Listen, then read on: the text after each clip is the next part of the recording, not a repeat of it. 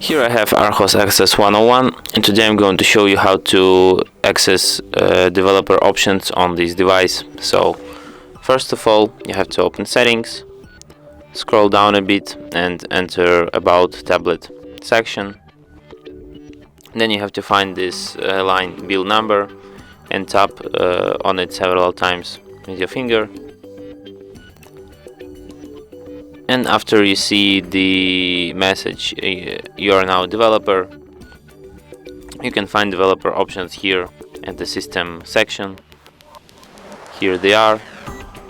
You can also turn on or off developer options here, like this.